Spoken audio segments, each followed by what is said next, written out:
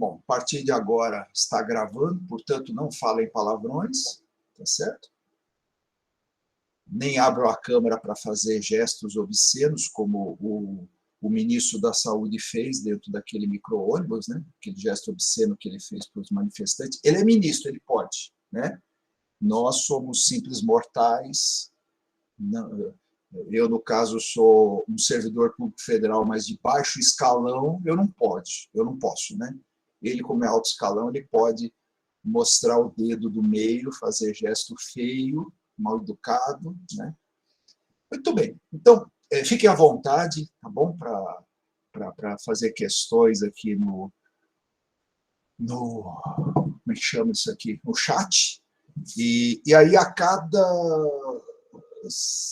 site que eu abrir, eu vou fechando, volto para essa página, tá? E vejo aqui no chat se tem alguma coisinha.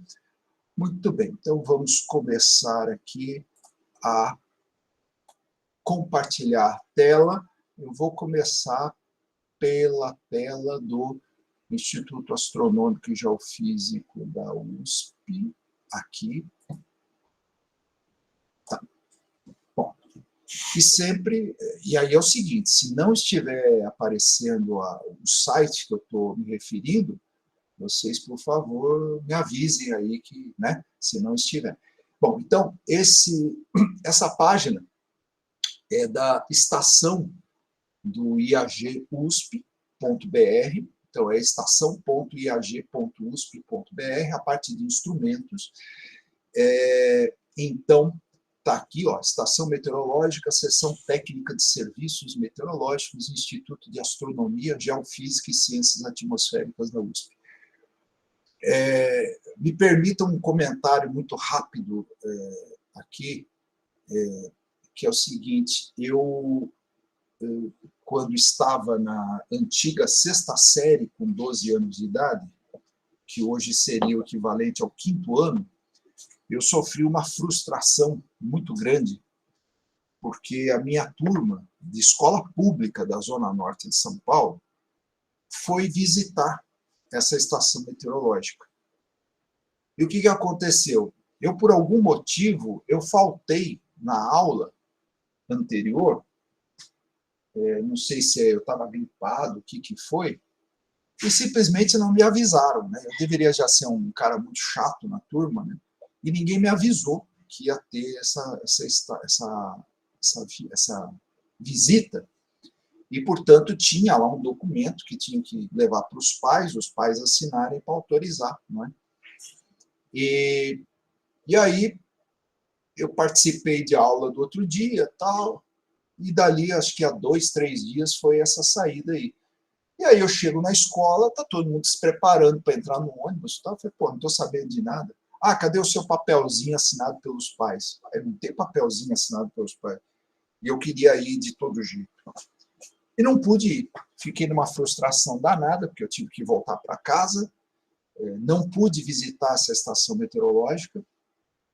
E naquela época eu já me interessava por astronomia, já me interessava também por atmosfera, por geociências, e tive que amargar esse aborrecimento. Ainda bem que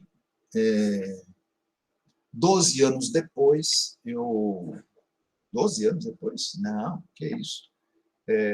7 anos depois, eu fui estudar exatamente nesse endereço, pude conhecer não só de perto essa estação meteorológica, como tenho amizade até hoje com as pessoas que trabalham nessa estação meteorológica, inclusive um deles, geógrafo, uns 20 anos mais velho que eu, fez doutorado comigo, então prestamos o exame junto, e eu trabalhei nesse parque, que tornou-se um parque de ciência e tecnologia, onde tem essa estação meteorológica, e várias vezes eu, depois de atender o público numa alameda cheio de uma maquete do sistema solar, cheio de planetas e o Sol, também tem um telescópio, eu atendia no telescópio. Mais tarde também foi fundado lá um planetário digital, E, por vezes, então, eu chegava lá no escritório da estação meteorológica, ia bater papo lá com os colegas, várias vezes eu fiz isso, e então essa estação ela se divide em duas partes, ela tem o gramado, onde ficam a maioria dos instrumentos, e depois tem um prédio, e esse prédio de 3 andares, ele no alto tem o escritório da estação meteorológica, onde de lá se faz a observação de horizonte, de nebulosidade, e também tem vários instrumentos lá no alto, né? Então eu pude conhecer muitos detalhes, inclusive quando a estação meteorológica completou 80 anos, eu estava lá nessa festa, então eu consegui me envolver bastante, né, com essa estação. Apesar de toda a frustração original, eu consegui superar isso. Bom, então tem várias... bom, eu esqueci como é que chama isso daqui, pestanas, essas abas, né? Isso, várias abas, para abrir várias informações aqui a respeito da meteorologia, né? Então, aqui tem um texto explicando, né, instrumentos e procedimentos, e tem uma curiosidade, né? Existe um padrão internacional que o Brasil segue, que é a de tomadas de medidas a cada 3 horas. Essa estação se toma medidas de hora em hora, tá bom? Então, aqui tem uma parte explicando a visibilidade horizontal, tem a nebulosidade, então tudo isso é feito de forma visual pelo técnico, pelo observador, né? Um outro detalhe, tem um colega que é o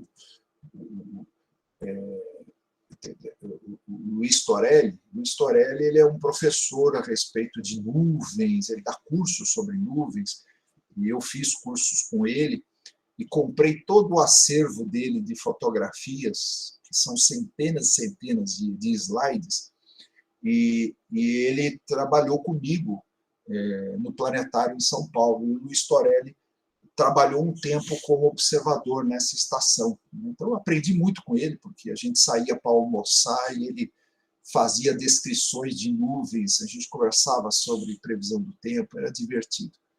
Bom, tem aqui a parte de fenômenos diversos, tem aqui uma foto até de um halo solar, então são observações visuais, né? Bom, depois tem aqui pressão atmosférica, tem a fotografia de um barógrafo aneroide, e ele é um barógrafo porque ele grafa, ele registra, então ele tem uma canetinha, um cilindro com uma folha de papel, tem um mecanismo de relógio, faz esse cilindro girar uma volta a cada 24 horas, e aí tem um papel milimetrado onde se registram os altos e baixos da pressão, né, conforme o sistema vai modificando ali, ele vai mexendo, né? Tem aqui temperatura do ar e do bulbo úmido, que é para medida de umidade, quando se fala de bulbo úmido. Então, tem aqui um termógrafo bimetálico, mesmo sistema, tem um cilindrinho que gira e tem um bracinho que vai registrando a variação de temperatura. Tem aqui temperatura mínima e máxima do ar, então tenho aqui 2 termômetros de máxima e termômetro de mínima. Tem o vento, então tem um anemógrafo, que são aquelas 4 conchinhas, parece aquele pegador de sorvete, né?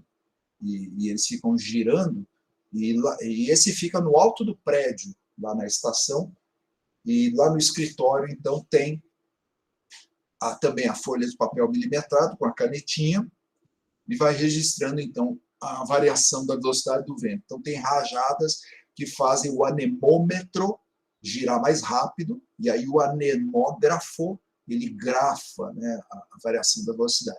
E esse daqui, inclusive, ele tem uma barrinha metálica com uma cauda, né, que permite, então, ele girar também para a direção que está apontando o vento, né? Então, isso também é registrado automaticamente, né? Tem aqui também umidade relativa do ar, tem um higrógrafo de fio de cabelo. Esse higrógrafo também é o mesmo sistema, tem um cilindro que vai girando e vai registrando aqui dentro no papel milimetrado a variação. Agora é fio de cabelo, porque o fio de cabelo ele é muito sensível à umidade do ar, vocês já devem ter percebido isso, né? A não ser quem for calvo, né? Quem tem cabelos já deve ter percebido isso, que quando está mais seco, o cabelo fica elétrico, né? É pura eletrostática, né? Porque pelo atrito se troca cargas elétricas entre o cabelo e o pente, ou a mão, né? Por várias vezes, eu e os gatos levamos choque, né? Em dias secos, né? Fazendo carinho neles, a gente troca elétrons, né? E toma choque, né? Então, o fio de cabelo ele é muito sensível à umidade do ar. Se está mais seco ou se está mais úmido, o cabelo ele reflete bem isso, né? Tem aqui temperatura do solo, são chamados geotermômetros, né? Então, eu brincava que eu falava isso aqui era plantação de termômetro. Né? Toda vez que ia lá, falava, pessoal, isso aqui é plantação de termômetro. Porque, apesar de eles estarem à superfície, os sensores estão enterrados. Então, eles estão enterrados a diferentes profundidades. Então, vai de 1 metro até alguns poucos centímetros. Né? E aí, o que se sabe é que até 10 centímetros existe variação. 10 centímetros em diante é tempo perdido, não varia a temperatura do solo, ao menos aqui nos trópicos. Né? Tem aqui evaporação, então tem aqui o evaporímetro tipo Pichet, isso aqui é um evaporímetro muito famoso, esse Pichet, né? Ele é um padrão internacional. E aqui para precipitação tem aqui um conjunto de pluviômetros, né? Então aqui eles têm o chamado Ville de Paris, e 2 do tipo paulista.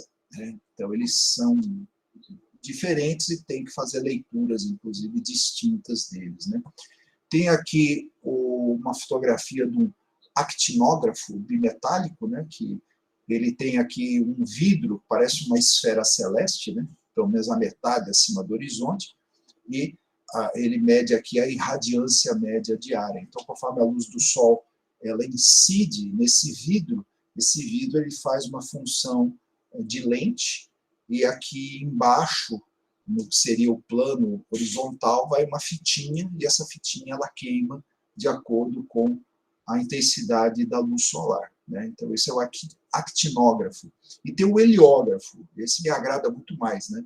Que esse mede a duração do brilho solar, que esse sim é uma esfera celeste perfeita, ele é feito de vidro, ele é uma bolinha esférica, ele está inclinado de acordo com a latitude do lugar, está na direção orientado norte e sul com o eixo, e tem o equador celeste materializado por uma largura perpendicular aí ao eixo, e nessa largura perpendicular aí o que forma o equador celeste, não só o equador, mas forma inclusive a faixa dos trópicos de Câncer até o trópico de Capricórnio, é uma faixa larga, e lá no meio, então, vai uma fitinha, e conforme o Sol está fora de nuvens, a luz dele, ao passar por esse vidro, ele forma uma lente e queima a folhinha. Então, de acordo com a maior ou menor intensidade de queimados nessa folhinha,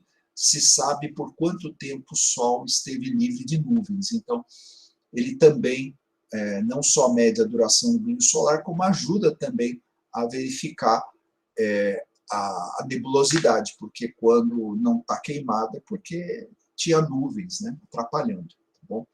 Bom, depois aqui tem uma tabela mostrando, desde 1933, algumas medidas feitas lá, até 2008 aqui, uma tabela antiga até. Bom, mas enfim, aqui está mostrando, assim, depois vem uma outra tabela mostrando a variável meteorológica, o tipo e o modelo de instrumento, o início da observação, o término da observação. Então, aqui tem observações desde 1932, então tem aqui a pressão atmosférica, temperatura do ar, bulbo seco, bulbo úmido, temperatura mínima e máxima, umidade relativa, brilho solar. As mais antigas aqui são de 1932. irradiância total diária, orvalho, termômetro de solo, evaporímetro, vento, precipitação.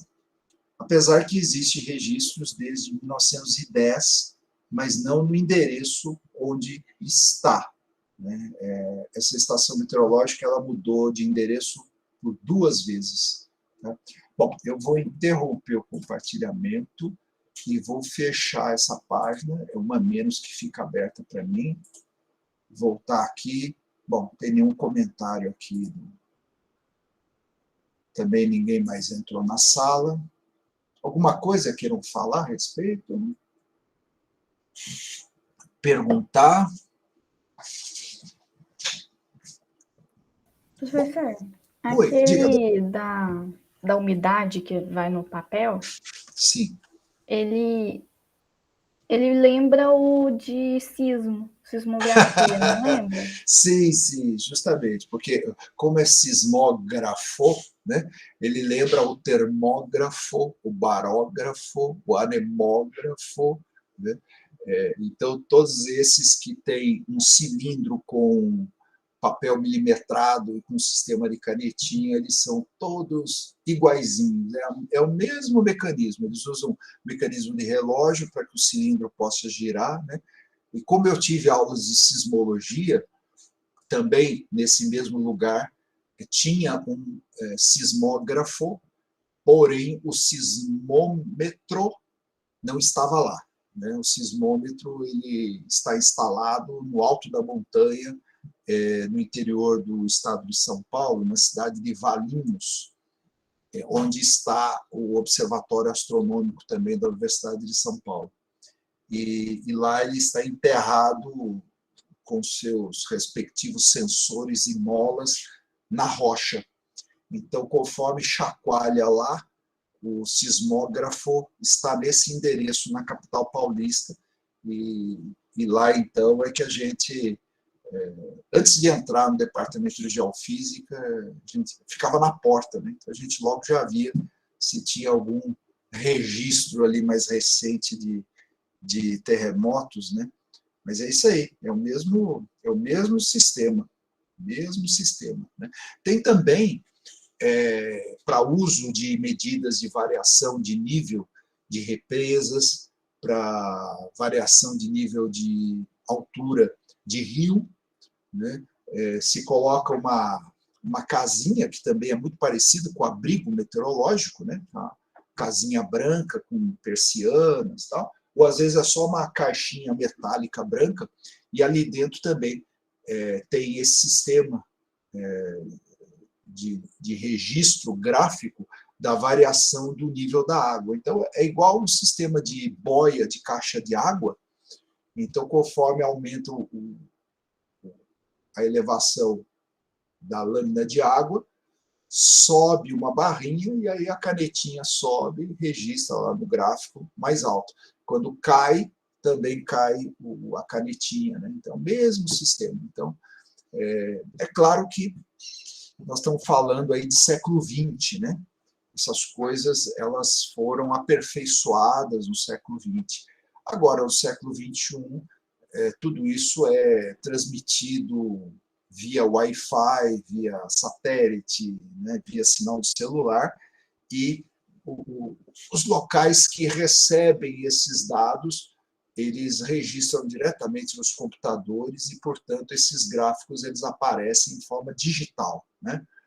É claro que é conveniente se manter esse registro em papel, registro gráfico, porque é uma segurança, né? Um backup, mas não se apoia tanto nesses gráficos aí, né? É mais o digital. E mesmo em sismologia, se utiliza nos centros que recebem os dados de terremotos, tudo fica em monitores de computador, né? Então, eles botam aquela parede cheia de monitores de computador, e aí cada um recebe o registro de uma estação sismológica diferente, né? Então, passou a ficar tudo digital, inclusive para economizar papel, né? O que é ecologicamente correto, né? mas eles continuam com a denominação, né? Grafos, né? De grafia, né? Que... Muito bem. Bom, vamos lá. Eu também acabei deixando de lado, mas vamos aproveitar que nós estamos ainda no primeiro site. Eu vou compartilhar a tela sobre o texto, né, que eu coloquei para vocês, né? Espero que vocês estejam vendo agora a tela da aula 9, as previsões meteorológicas, que esse é o do livro do Instituto Federal de Pernambuco, e que eu fiz a leitura, né?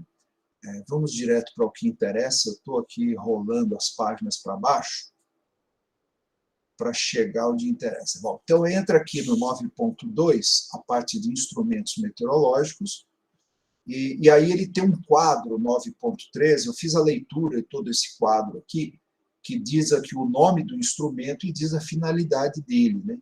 Então, só para falar rapidinho os nomes, tem uns nomes bonitinhos aqui, ó. Anemógrafo, anemômetro, barógrafo, barômetro de mercúrio, evaporímetro de Pichet, heliógrafo, higrógrafo, microbarógrafo, piranógrafo, piramômetro, pluviógrafo, pluviômetro, psicrômetro, tanque evaporímetro classe A, termógrafo, termohigrógrafo, termômetros de máxima e mínima, termômetros de solo. Isso para falar os principais. Depois vem aqui o breve histórico de instrumentos meteorológicos, é breve mesmo, muito rápido. Bom, e aí vem a parte de radares meteorológicos. Então, entenda o seguinte, ao se falar de instrumentos para o estudo da física da atmosfera, eu tive que apelar para a meteorologia, em princípio, não só ela, né, mas em princípio, para eu poder abordar todos os fenômenos que nós trabalhamos aqui no curso, para fazer as referências com os respectivos instrumentos. Então, eu comecei pela instrumentação meteorológica. Então, as chamadas estações meteorológicas, elas possuem esse conjunto de instrumentos para medida de variáveis atmosféricas, porém aquelas que estão ao nível do solo ou a poucos metros acima do nível do solo. Então, é um estudo da atmosfera bem próximo do solo. Então, ali serve a meteorologia e serve a climatologia. A física da atmosfera também, mas não a todos os fenômenos da física da atmosfera. Aí vem o chamado radar meteorológico, 9.4 radares meteorológicos. Aqui já é interessante, porque o radar meteorológico ele faz análise diretamente de nuvens, usando o efeito Doppler e usando diferentes bandas eletromagnéticas. Então, é possível estudar toda a composição de água da nuvem, seja ela água líquida, seja ela água super resfriada, ou seja, a água em forma de gelo ou só os cristalzinhos soltos, e como que está a circulação desse material pelo vento dentro da nuvem. Então, o radar meteorológico já apresenta informações interessantíssimas para a física da atmosfera, para a meteorologia, né? Então, é uma outra forma de se trabalhar, o radar meteorológico. E depois, aqui, 9.5, são os satélites. Então, os satélites também são poderosos, porque utilizam diferentes bandas eletromagnéticas, detectando, então, informações que remetem a vários estudos que se podem fazer, tanto para a climatologia, quanto para a oceanografia, para a meteorologia e para a física da atmosfera. Bom, que mais? Bom, aí vem aqui também os balões meteorológicos e radiosondas. Então, isso também é interessante, porque tem os balões, pelo menos 2 modelos de balões, tem aquele que é uma bexigona mesmo, branca, e eles são balões troposféricos, eles viajam aí alguns quilômetros e carregam instrumentos que são as radiosondas. Eu vou tratar isso com vocês aqui daqui a pouco num desses sites. E tem os balões estratosféricos, esses utilizam então aquelas... eles começam assim mais vazios, e eles são metálicos, e conforme eles vão subindo, vai diminuindo a pressão atmosférica, e eles expandem o volume, e ficam grandes, né? E aí eles vão para a estratosfera. Então, e também se utiliza esses mesmos equipamentos de balões em foguetes, e aí são chamados foguetes sonda, que o Brasil utiliza na barreira do inferno. Alguns também são lançados da base de lançamento de Alcântara, no Maranhão, mas a da barreira do inferno, no Rio Grande do Norte, é que é destinada ao lançamento de foguetes de sondagem atmosférica. Então, com isso, aí se faz um estudo bacana de física da atmosfera, porque se estuda eletromagnetismo, se estuda o campo magnético da Terra, se estuda pressão, umidade, quantidade de elétrons, né, na atmosfera, temperatura, e aí tem as boias meteorológicas que ficam também no oceano, sejam elas estacionadas ou elas são carregadas por navios, né? Bom, essa foi aqui a aula 9 que eu li, depois vem a aula 10, que traz uma outra ferramenta muito importante, um outro instrumento, né? Chama-se a meteorologia e as novas tecnologias, né? Então, se fala aqui das previsões meteorológicas, e para isso se faz aqui a associação com os computadores. Então, os computadores e os supercomputadores, que usam, inclusive, a teoria do caos, né, que já foi comentado aqui com vocês, né, que esses computadores aí, eles, portanto, auxiliam na previsão do tempo, né? Aqui tem até uma fotografia do Tupã. Aqui aparece, são 1, 2, 3, 4, 5, 6, 7 portas, né? Parecem 7 geladeiras, né? Uma ao lado da outra, né? O Tupã. O Tupã é o supercomputador do INPE, que trabalha com a previsão do tempo, e esse computador é que, eu não sei em que situação que está, mas ameaçou-se desligá-lo, né? Porque só a conta de eletricidade dele é de R$5.000 por mês, só para esse computador, né? E o Ministério de Ciência e Tecnologia está sem grana, né? Devido ao Paulo Guedes, que desviou o dinheiro do Ministério de Ciência e Tecnologia para outros ministérios, né? Bom, então o destaque desse capítulo 10 é isso, é a parte de computadores, né? Então, voltei aqui, vou parar a apresentação, isso, parei de compartilhar a tela.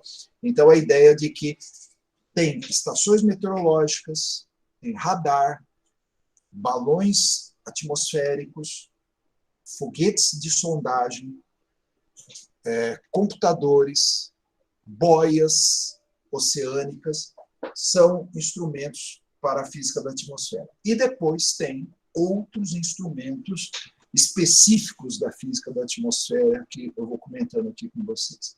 Vamos ver se tem alguma coisa aqui no chat. Tá? Muito bem. Então, vamos lá. Vamos ver outra página aqui. Outra guia da internet. Vamos ver. Tá. Vou abrir aqui um outro site chamado Monolito Nimbus. O conhecimento está em toda parte. Bom, esse é um site chamado monolitonimbus.com.br, e aqui a parte de estação de instrumento meteorológico.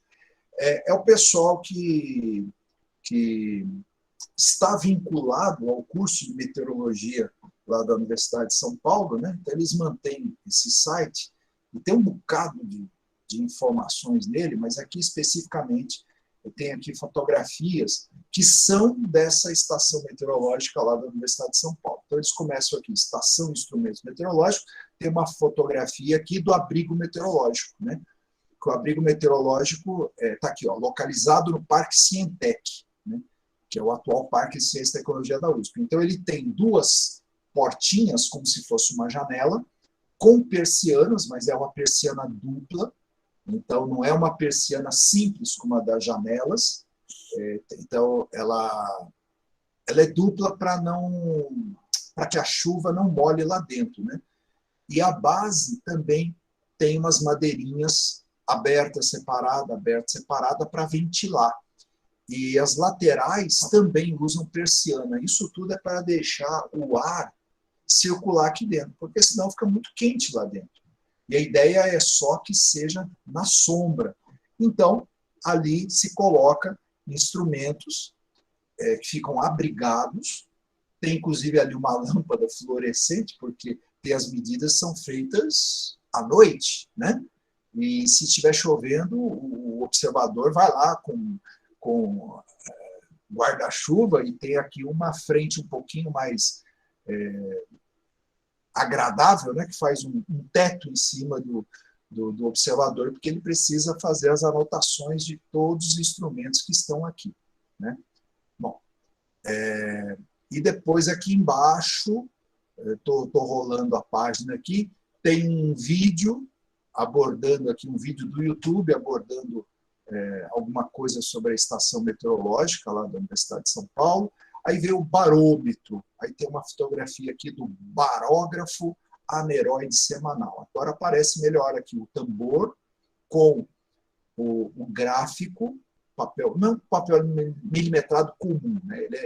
Ele já tem todas as deformações geométricas necessárias aqui para as medidas, né? E aí tem um bracinho aqui com a caneta, que vai registrando, então, as variações de pressão atmosférica.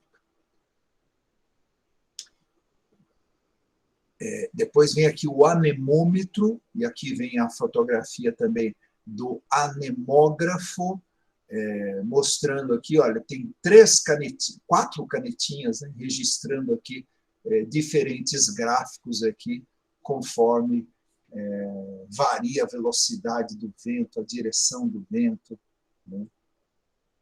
Depois o termômetro, tem aqui também a fotografia de um termógrafo. Depois termômetro de máxima e mínima, as fotos. O higrômetro, também mais detalhado aqui, o higrômetro diário, também mostrando o cilindro e a canetinha, registrando as variações de umidade. Depois o psicrômetro. O psicrômetro, esses que estão aqui mostrados, eles têm uma parte aqui que tem um motorzinho elétrico. Então, eles são metálicos, que é para proteger bem aqui os termômetros que estão aqui dentro, para eles não quebrarem, né?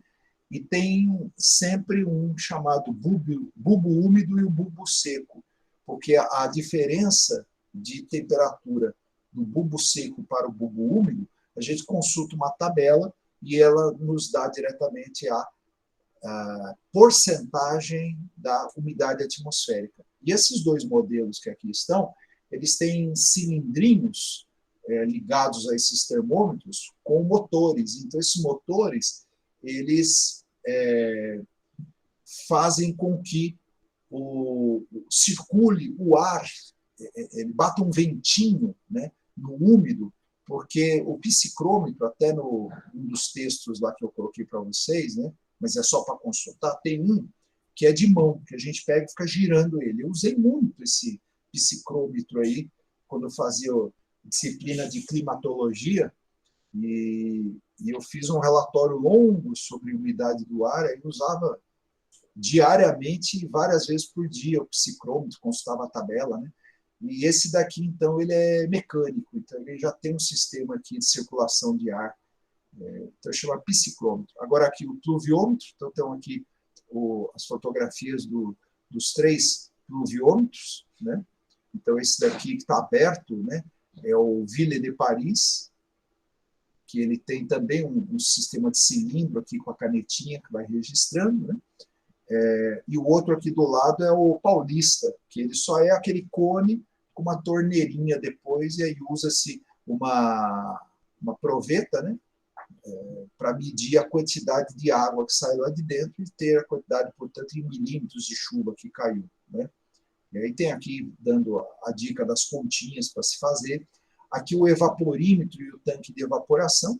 Então tem aqui o tanque de evaporação, que nada mais é que uma bacia bem grande, com alguns sensores, e que eles vão medindo, então, como é que está a taxa de evaporação. E aqui do lado tem água, também uma proveta, e conforme a radiação solar vai esquentando esse vidro aí, ele vai evaporando e aí vai se fazendo a leitura hora a hora, quanto que vai caindo a quantidade de água nessa coluna aqui, né? O heliógrafo, aqui está em mais detalhe nessa fotografia. Então, tem aqui a esfera de vidro que eu disse, né? E aqui a fitinha, e que vai registrando, então, vai queimando, né? Como sistema de lente aqui. O actinógrafo, que é também parecido, né? Ele também tem o vidro por cima, que é metade da esfera celeste, né? E o horizonte ali tem a fitinha, então. E também tem um sistema aqui, ó, de tambor, que também vai registrando com a canetinha, naquele sensor lá em cima, junto à fitinha, que também vai registrando a variação da intensidade da radiação solar. Depois aqui vem um pouco da história dessa estação meteorológica. Então tem uma fotografia aqui à esquerda, que é o prédio antigo do Observatório de São Paulo, que ficava na Avenida Paulista, a famosa Avenida Paulista. E certamente todo mundo conhece o prédio do MASP, do Museu de Arte de São Paulo, aquele vermelho, que parece uma caixa vermelha, comprido, né, que é um paralelepípedo, que aparece em manifestações em São Paulo, o pessoal faz em frente ao MASP. Então, ali em frente ao MASP, tem duas, em frente não, ao lado, tem duas ruas, ladeiras, né? Quem está olhando na frente do MASP para o MASP seria à direita do MASP, tem uma ladeira, e ali tem um prédio antigo ali, mas antes desse prédio antigo tinha esse prédio que aparece aqui na foto, e dá para ver que o quintal aqui é inclinado. Então, esse quintal inclinado é naquela ladeira. Então, nessa foto aqui, o atual prédio do MASP estaria à direita dessa foto, porque agora nós estamos no quintal olhando na direção da Avenida Paulista, né? Então, tem ali em cima, inclusive, uma cúpula com um telescópio, né, que era o Observatório Astronômico, e aqui no quintal, os instrumentos. Então, esses instrumentos eles foram levados para, então, onde é hoje o Parque de Ciência e Tecnologia da USP. Essa estação funcionou aqui por uns 15 anos, na Avenida Paulista. Também tinha uma estação meteorológica no Parque ou Jardim da Luz, em São Paulo, que é ao lado da famosa Pinacoteca do estado de São Paulo. Então, todos esses instrumentos foram levados para a Universidade de São Paulo, né, e colocados no endereço atual hoje, que é em frente ao Zoológico de São Paulo, né. Bom, então isso aí é um pouco dessa história. Vou fechar vou interromper o compartilhamento, fechar essa página. Voltando aqui, vamos ver se entrou mais algum aluno. Não. Vamos ver o chat. Nada. Alguma pergunta, comentário? Então, vamos para outra guia. Vamos ver agora.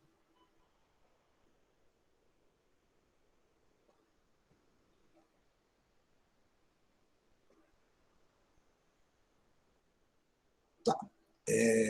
Bom, vamos abrir essa página aqui do radar meteorológico. Então, eu também coloquei para vocês aqui na Wikipédia uma página de radar meteorológico, e aqui até aparece uma fotografia do radar meteorológico em Oklahoma, nos Estados Unidos, né?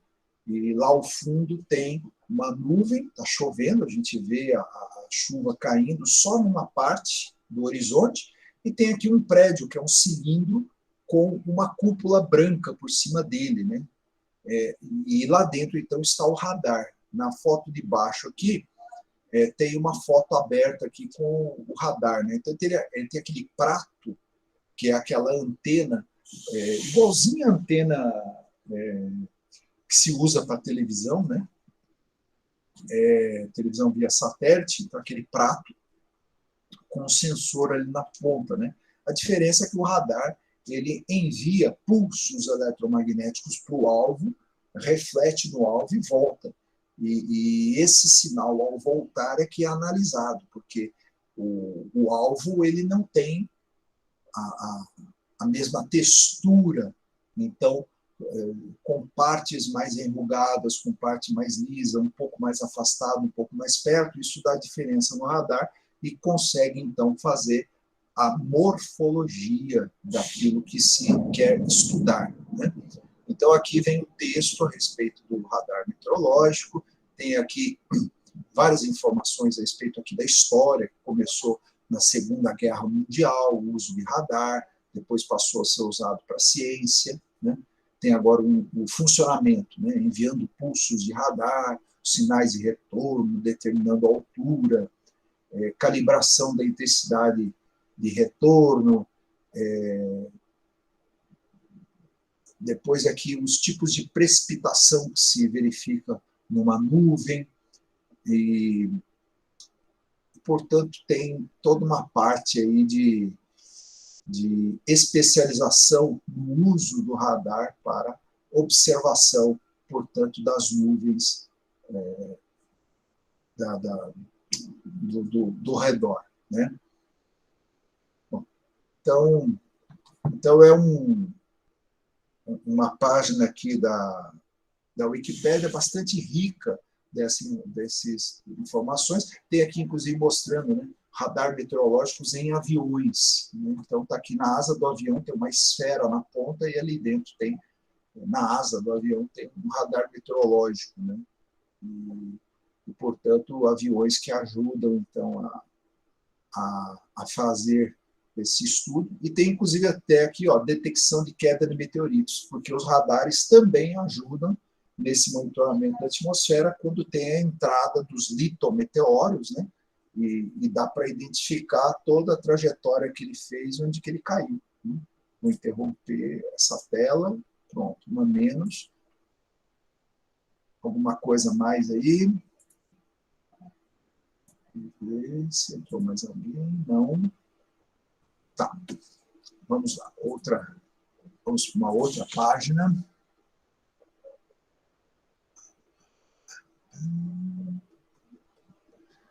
Bom, já que eu falei em meteoros, eu vou abrir aqui uma página da Bramon, que é a Brazilian Meteor Observation Network, ou seja, a rede brasileira de observação de meteoros, a Bramon.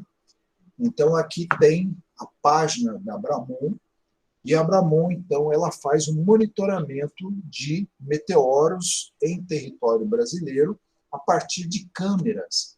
No planetário, há uma câmera dessa da Bramon.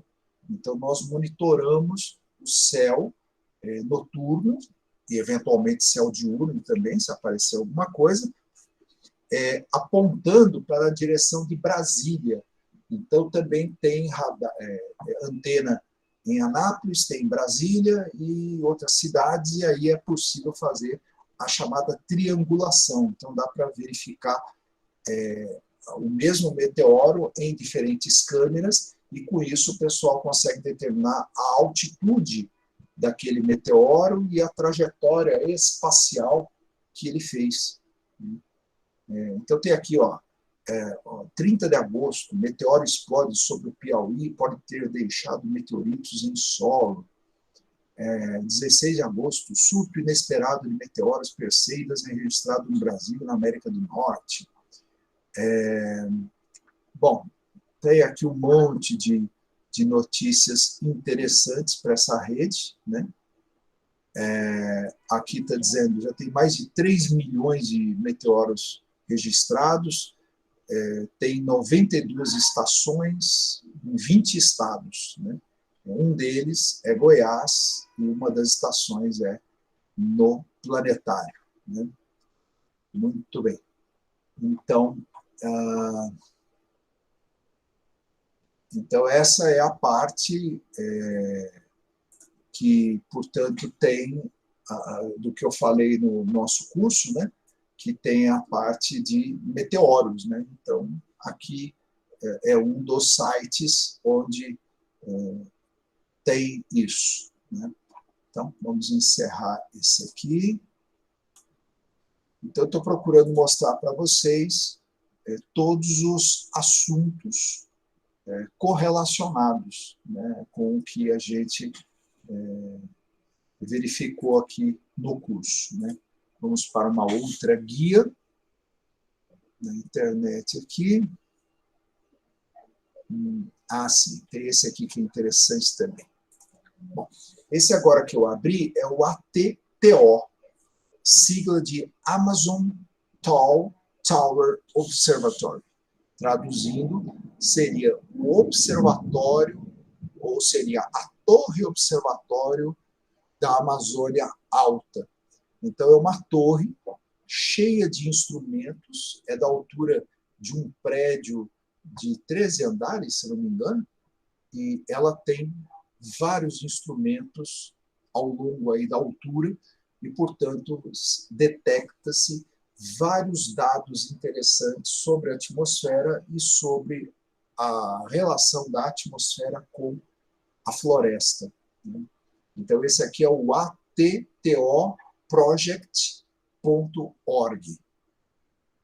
E está aqui em português. Né? Então, está aqui, por exemplo, a notícia mais recente: troca de nitrogênio, atmosfera, biosfera na floresta tropical.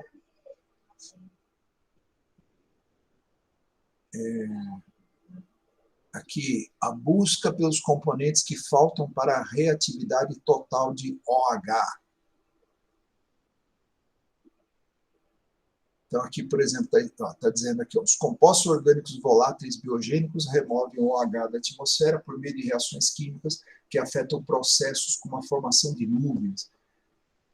Em um novo estudo, Pfander Still et al.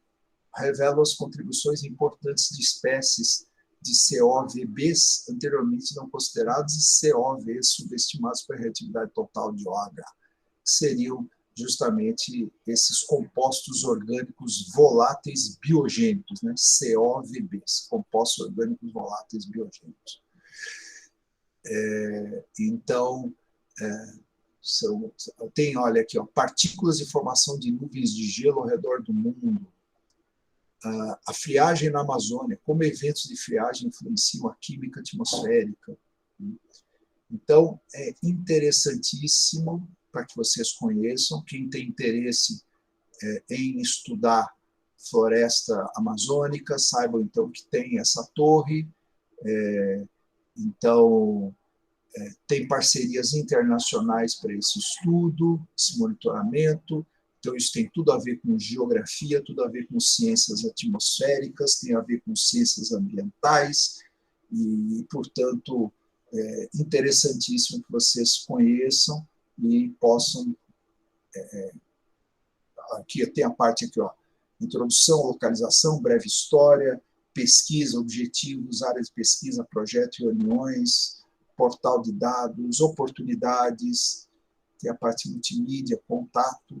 É importante que vocês conheçam essa torre aí. Tem reportagens na televisão, que certamente estão no YouTube, a respeito dessa torre. Bom, então vamos interromper esse compartilhamento. Voltar aqui para o Google Meet. Muito bem.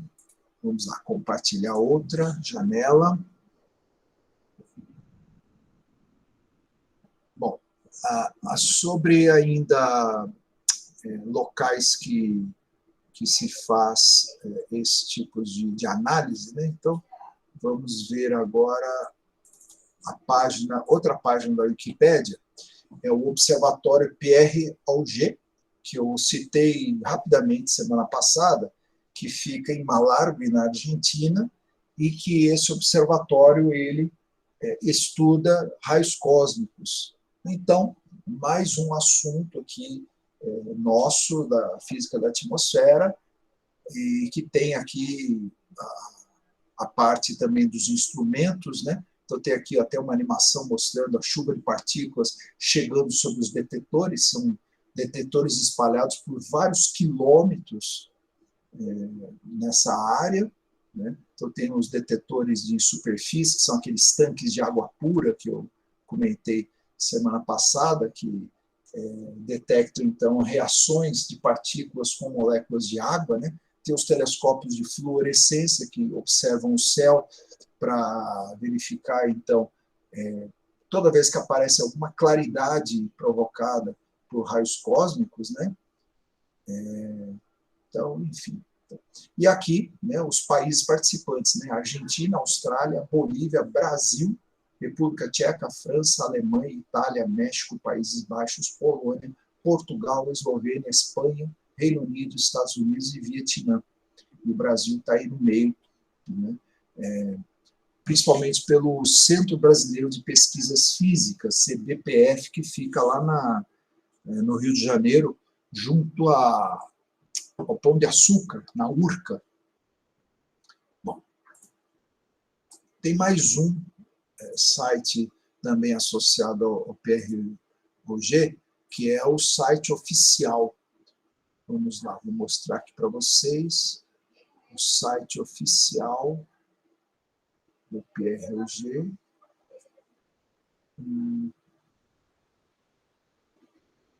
Ué, não está. Ele está aqui aberto, mas é que tem tantos outros que eu acho que eu vou ter que mostrar outros primeiro. Ele não está me dando a opção. Ah, que pena. Tem que mostrar então outro site, então. Ah, que coisa.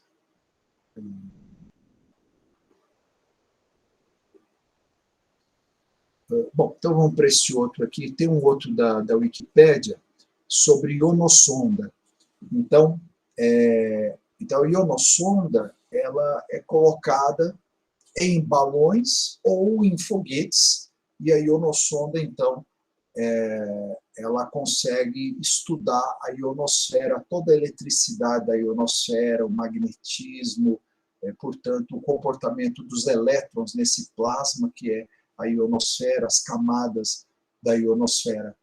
Então, tem aqui até uma fotografia de uma ionossonda pequenininha de solo, e tem outras que são, até aqui, a torre de uma ionossonda também. Então, tem ionossondas de solo e tem ionossonda que são embarcadas, né? Então, também tem todo um texto aqui em português a respeito de ionossondas.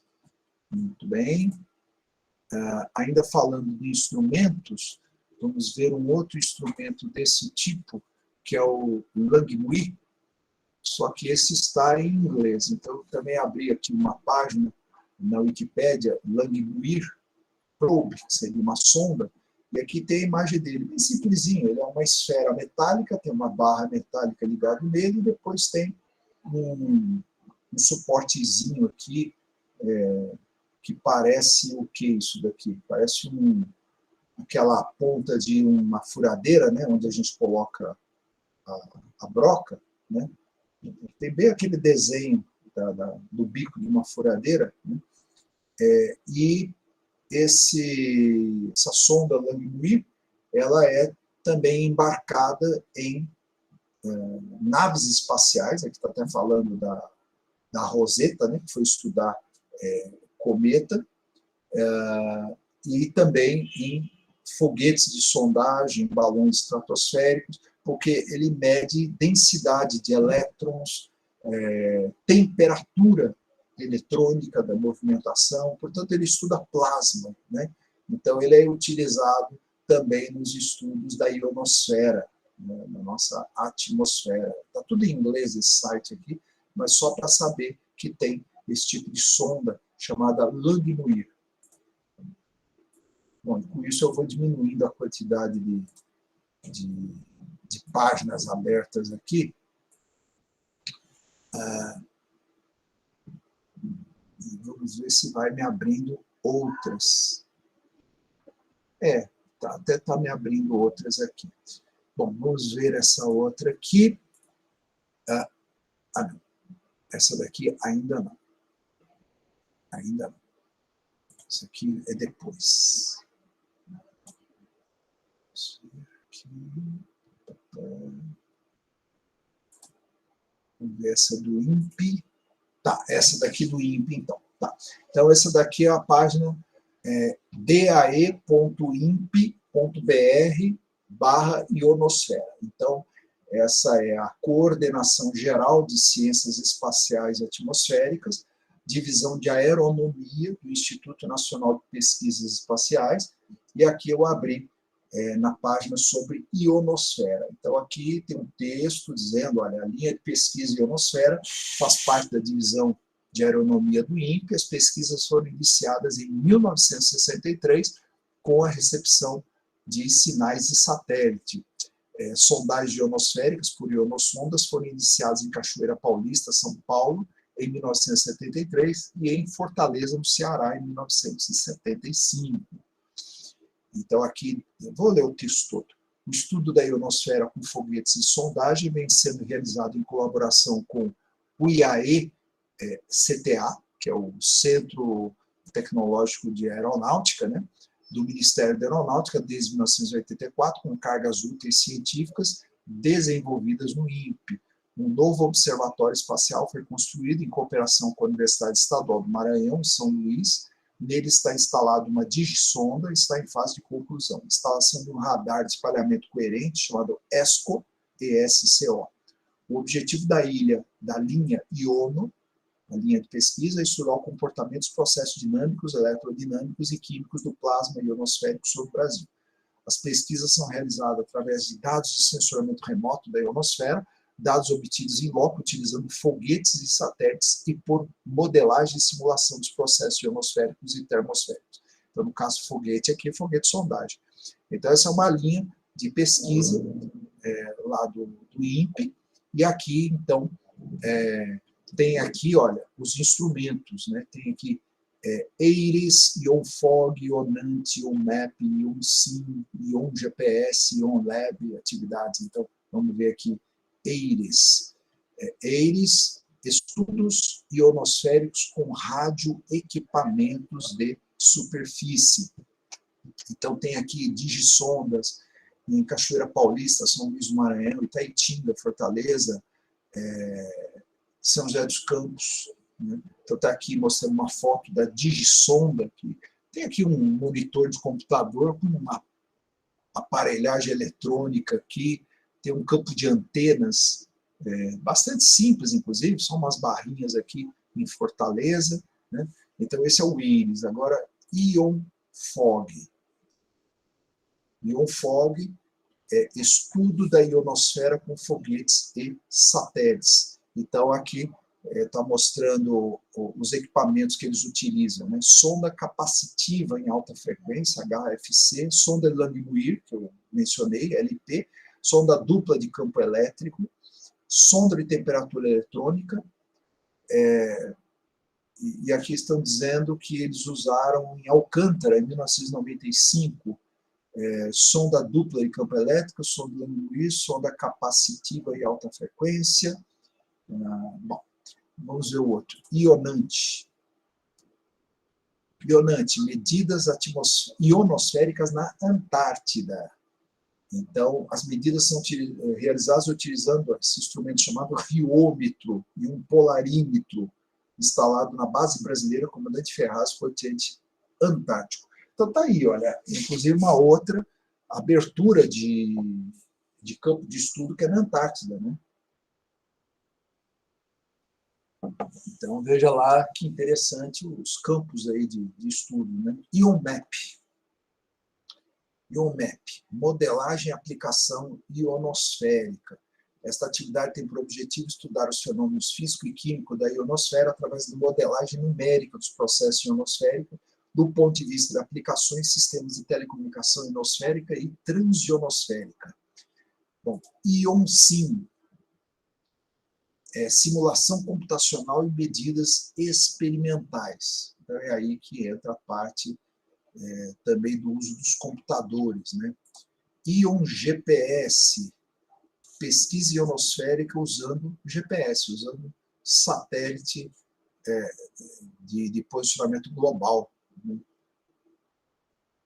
IONLAB, atividades do laboratório Sonda. Então, tem aqui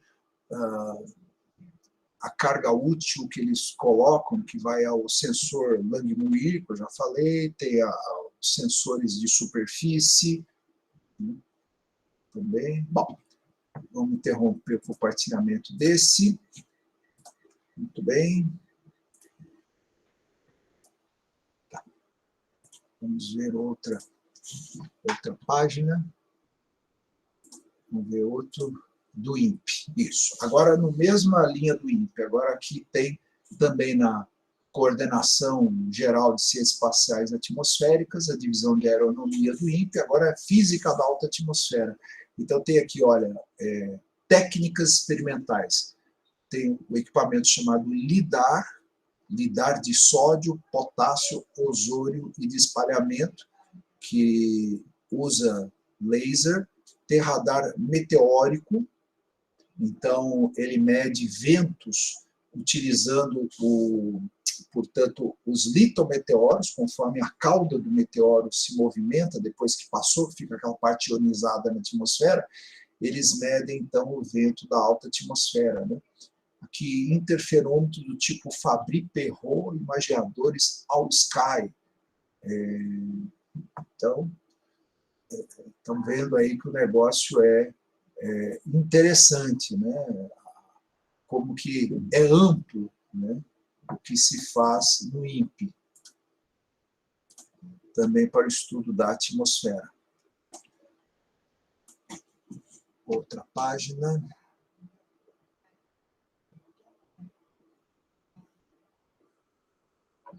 Bom, vou abrir esse outro aqui, chamado WIND.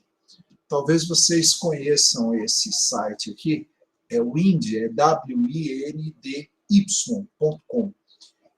Esse WIND, ele é interessante porque ele tem várias camadas, né, vários layers, que permitem, então, a gente verificar o que está. Então, por exemplo, essa camada que está agora, ela está mostrando aqui a América do Sul, e está mostrando o vento circulando. Então, está mostrando aqui as setinhas e a velocidade do vento, como é que ele está se comportando, e tem várias cores. Então, tem uma legenda aqui, e aí essa legenda está mostrando onde está mais roxo, onde está mais azul, são nuvens de chuva. E onde está verde, tempo ensolarado, né? Ele está mostrando aqui do lado vento. Agora, se eu aperto radar e satélite, foi o radar meteorológico, nós temos aqui perto o radar de Brasília, então ele está aqui mostrando não só de Brasília, tem capitais, né, pelo Brasil, mas o que está pertinho para nós aqui é de Brasília, e aí está mostrando que essa chuvarada toda que está caindo hoje, né, ainda bem, né, ela está vindo aqui mais da parte norte do estado, e está avançando, né, quase que de oeste para leste, né, está indo embora para Minas Gerais. Né. Aqui em Goiânia nós estamos pegando um pedacinho, né, dessa chuva. No IESA, tem lá no LAPIG instalado uma antena que capta as informações do radar meteorológico. Né? Então, está mostrando aqui, olha, está avançando, vindo de oeste, passando para leste essa chuva. Está, né? Até mexendo aqui. Então, assim, daqui a pouco essa chuva vai passar. Nós estamos na borda dessa massa de chuva que está caindo, né? Então, tem esse aqui, radar meteorológico, tem a opção de satélite, então ele vai nos mostrar imagem de satélite, e a imagem de satélite certamente vai nos mostrar quais são as nuvens, vamos ver se vai mostrar ou não, parece que falhou alguma coisa aqui, está carregando ainda.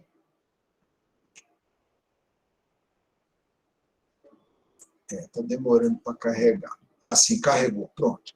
Mostra que a América do Sul hoje está com bastante nuvens, né? Tem aqui uma uma quantidade de nuvens da Amazônia se dirigindo para o Oceano Atlântico, mas passando desde o estado do Amazonas, passando por Mato Grosso, por Goiás, em direção a São Paulo, Rio de Janeiro, Minas, né, em direção ao oceano. Então, esse é o radar a imagem de satélite. E a gente pode afastar e ter a imagem de todo o planeta, né? É só esperar carregar, como a gente pode, então, aproximar também. Então, aqui a gente consegue observar todos os continentes, como é que está a cobertura global de nuvens agora, né? E, bom, tem várias coisas a serem exploradas aqui. Então, aqui tem, por exemplo, a parte visível. Então, tem, até mostrando onde é que está, nesse momento, o limite do que é noite, do que é dia, aqui, né? Tem no infravermelho, mostrando onde estão as maiores concentrações de nuvens, em vermelho, laranja, as menores concentrações estão em azul. Bom, vamos ver, chuva e trovão. Tem aqui também para todo o globo, vou aproximar um pouquinho mais aqui do Brasil, né? Então, está mostrando onde aparece uma intensidade mais vermelho, laranjado, é maior intensidade, um azul mais fraquinho, né? Então está pegando aqui Goiás, um pouco mais fraco aqui, tem um amarelinho aqui, tem uns verdinhos aqui também, que é um pouquinho mais forte, mas está bem para o norte de lá para lá, a tempestade mais forte. Bom, tem agora temperatura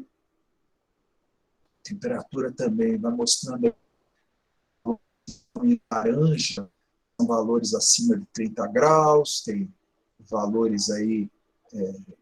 bom, está seguindo a escala de temperatura também para o mais frio, né, para o azul, para o verde, dá para a gente ver aqui o planeta todo, e como dá para ver só da América do Sul. Bom, depois tem nuvens, ondas, qualidade do ar. Vamos ver a qualidade do ar. Tem NO2, o monstro de como é que está esse poluente. Então, esse é um poluente concentrado nas regiões mais urbanizadas do hemisfério norte. A China, então, é campeã de emissão desse nitrato.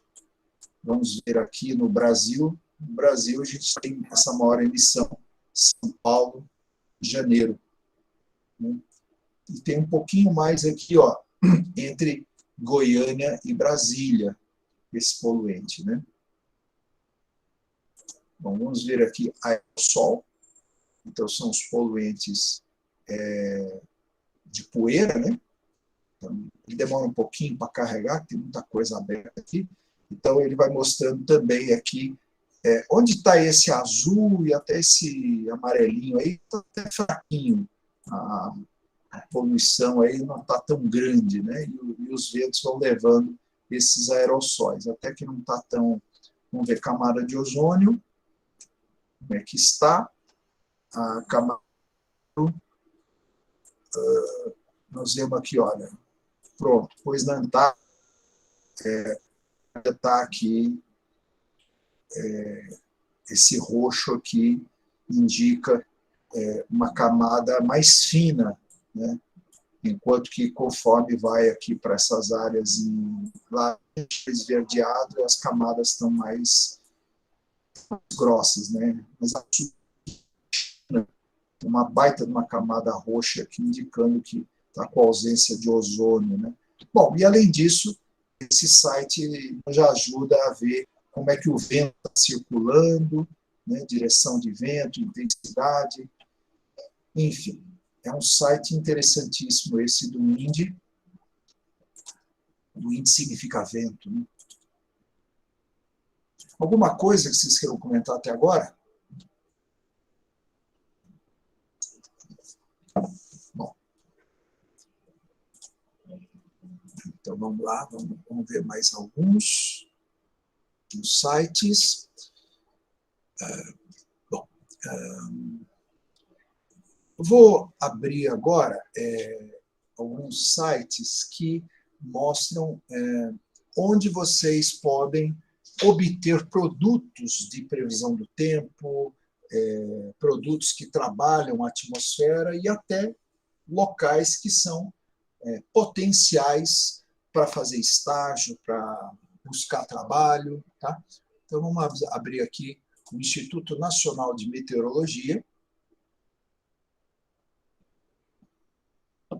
Então, esse é o portal.inmet.gov.br. INMET é INMET, que é o Instituto Nacional de Meteorologia, vinculado ao Ministério da Agricultura, Pecuária e Abastecimento.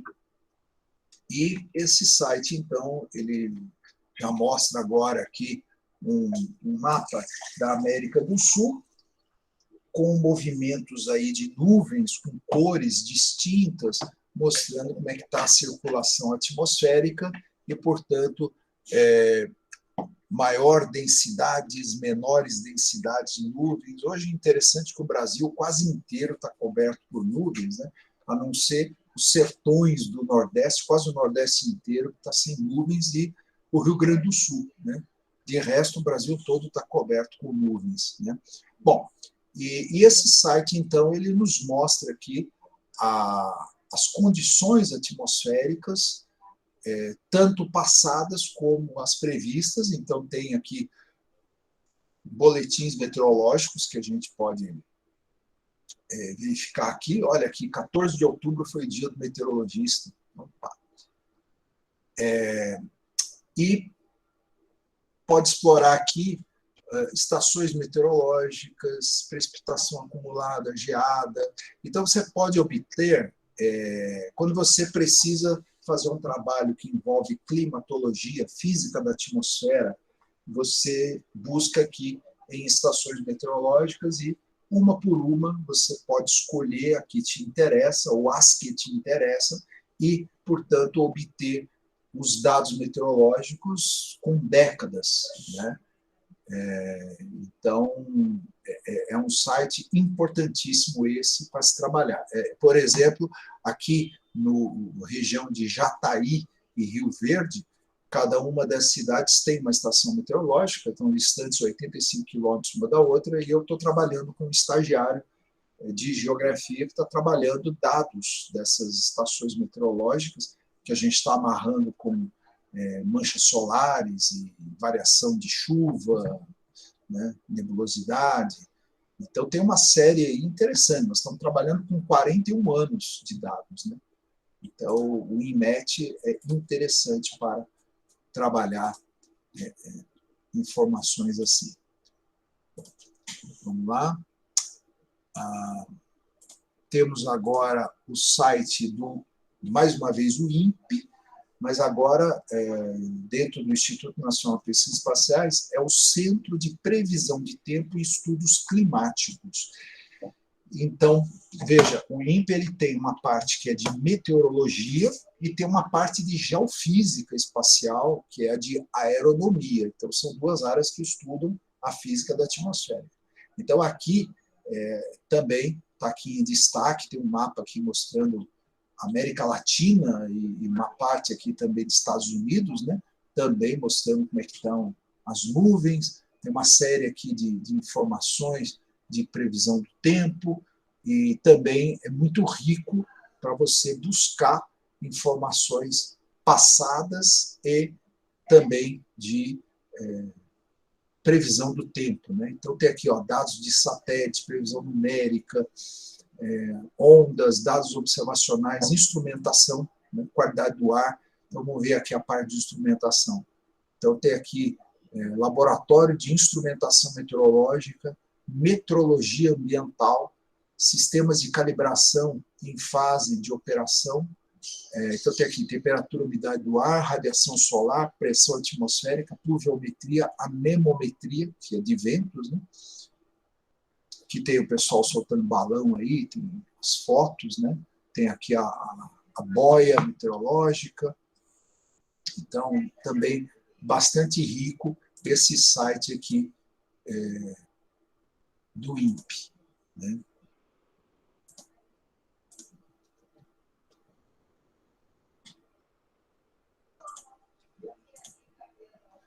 aqui, outro que eu abri do Instituto Nacional de Meteorologia, do Ministério da Agricultura, Pecuária e Abastecimento, eu abri aqui a parte que tem carta de produtos e serviços ao cidadão, né? Então, tem aqui, olha, várias coisas, várias. Tem publicações, tem vários serviços que são feitos pelo Instituto Nacional de Meteorologia e que estão abertos aqui. Ó, tem gráficos, balanço hídrico, previsão numérica, um bocado de coisas aqui, boletins, publicações para serem desfrutados. Tá? Então, pronto, já mostrei mais esse site para vocês.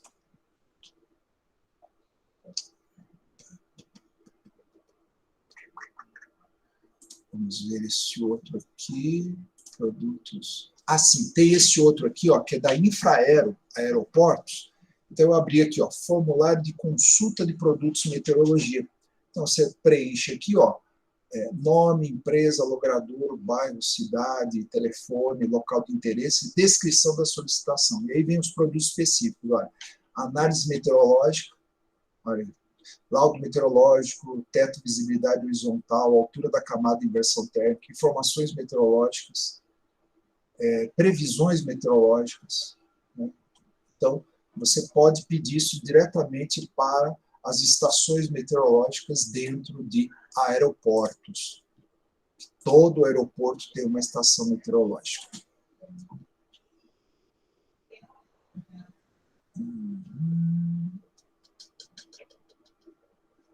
Bom, agora eu vou entrar também em empresas privadas. Então, vamos ver aqui essa primeira empresa chamada cimm.com.br. E aqui ela tem uma parte aqui que eu abri de material didático, meio ambiente, controle de poluentes atmosféricos. Então está aqui, fontes de poluição atmosférica, e aqui está mostrando o dióxido de enxofre, óxido de nitrogênio, poeira, fumaça, hidrocarbonetos, monóxido de carbono, ácido clorídrico, chumbo, flúor, padrões de qualidade do ar. Então, tem todo um texto aqui a respeito disso. Olha, a Constituição Brasileira, a Resolução CONAMA de 89, de 86, de 90, medidas de controle da poluição do ar, medidas indiretas. Então, isso aqui é um guia prático para a parte de legislação ambiental a respeito de poluição atmosférica, equipamentos de controle de poluição do ar. Então, está aqui, equipamentos de controle de material particulado, coletores secos, coletores mecânicos inerciais gravitacionais, coletores mecânicos centrífugos, precipitadores dinâmicos secos, filtro de tecido, precipitador eletrostático seco, coletores úmidos, torre de spray, lavador ciclônico, lavador Venturi, lavadores de leito móvel, equipamento de controle para gases e vapores, absorventes, incineração de gás com chama direta, incineradores de gás catalíticos, tratamento biológico, ventilação industrial. Então, assim, é bastante rico esse site sobre a parte de controle de poluição do ar, né? Bom, vamos ver aqui, o que mais?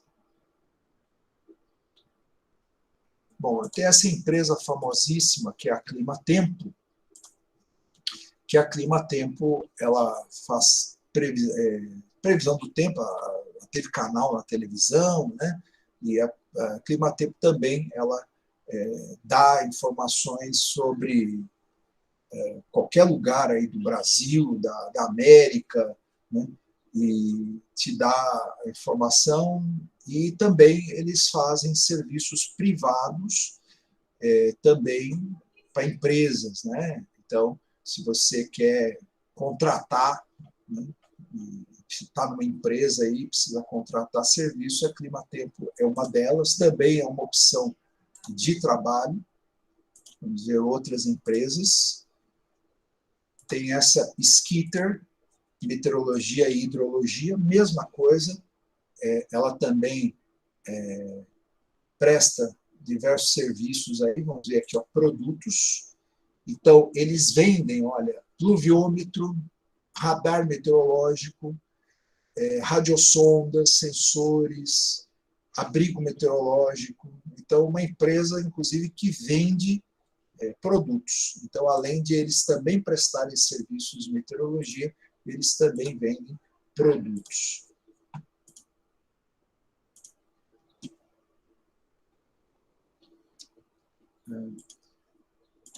Tem essa outra empresa chamada Metsu Meteorologia, que também vende serviços de meteorologia sob previsão do tempo, e também é um local interessante para trabalho também, a respeito de questões ambientais e geografia. Metsu. Tem essa empresa chamada Atmosfera Meteorologia, né? atmet.com.br, que também vende produtos meteorológicos, tem aqui, ó, previsão do tempo, laudo meteorológico, né? E aqui na parte de produtos, vamos abrir aqui especificamente. Bom, eles não têm equipamento, mas eles têm o serviço, eles vendem o serviço. Muito bem, então vamos fechar essa também.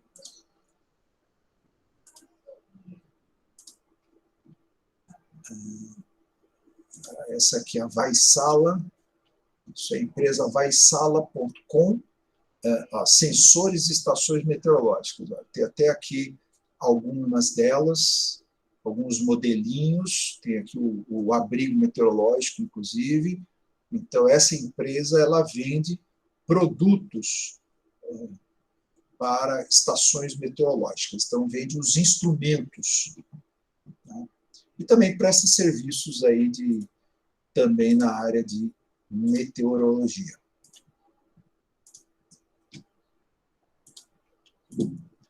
Bom, essa empresa chamada Fugro.com é uma empresa que trabalha também com atmosfera, trabalha imagens de satélites também. É uma empresa interessante para se conhecer, trabalha com hidrografia, com atmosfera, imagem de satélite, e trabalha também com a parte de meteorologia. Tá? Fugro.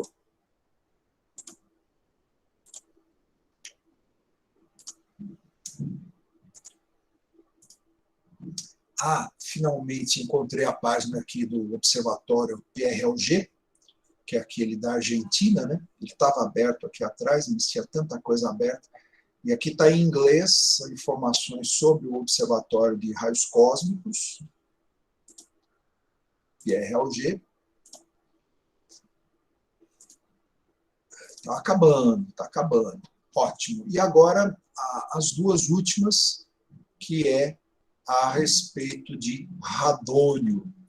Então, eu tenho essa página aqui da Wikipédia aberta, e tem um outro de uma empresa. O radônio ele é muito preocupante, porque ele é um elemento químico radioativo, portanto, ele muda a composição da massa, e, inclusive, ele pode mudar de elemento químico mesmo, né? Então, ele muda de frâncio para astato, por exemplo, ele faz parte dos gases nobres, e o radônio ele também é emitido a partir do tório, que é um elemento radioativo que tem nas rochas terrestres, e o radônio ele exala pelo solo e está livre na atmosfera. Ele é inodoro, ou seja, ele não tem cheiro, ele não tem cor, ninguém percebe a presença dele. E o problema do radônio é que ele pode se concentrar perigosamente em casas e apartamentos fechados, onde não há circulação do ar por janelas. Fica tudo fechado com ar-condicionado, por exemplo, ou com sistema de aquecimento central, e o radônio vai se concentrando ali dentro. Ele, inclusive, exala do concreto dos quais as vigas são feitas, e materiais usados no cimento, que é colocado na parede, no piso, no teto, e o radônio vai se concentrando, a pessoa vai respirando radônio, e depois ele causa câncer de pulmão. Depois do cigarro, o radônio é o segundo maior causador de câncer de pulmão. Então, o que precisa é ter ventilação para que o radônio vá embora. Então, ele é um componente da atmosfera, um componente perigoso. E aqui eu coloquei, por último, a página de uma empresa, né, chamada radônio.com.br, e aqui eles estão, radônio, risco escondido para a sua saúde. O que é radônio, riscos à saúde, se eu estou seguro. E é claro, eles vendem serviços aqui para medir a quantidade de radônio, radônio é a segunda maior causa de câncer de pulmão no mundo, perdendo apenas para o fumo, né? Então, é uma empresa que vende os serviços, né? Então, para que vocês saibam que é mais um componente da atmosfera e que é perigosinho, né? É perigoso. Então, eu, quando estudava no curso de geofísica, nós tivemos aula de geofísica nuclear, e me lembro bem do professor Chiquinho dando aula sobre o radônio, né? E falando dos perigos, né? Então, enfim. Bom, é isso, pessoal. Mostrei para vocês todos os sites aí. A ideia da aula era essa hoje. Alguma coisa, alguma pergunta? Eu vou fazer o Tem seguinte. pergunta nenhuma não, professor. Tá, tudo bem. Então, eu vou fazer o seguinte. Eu vou parar de gravar, interromper a gravação,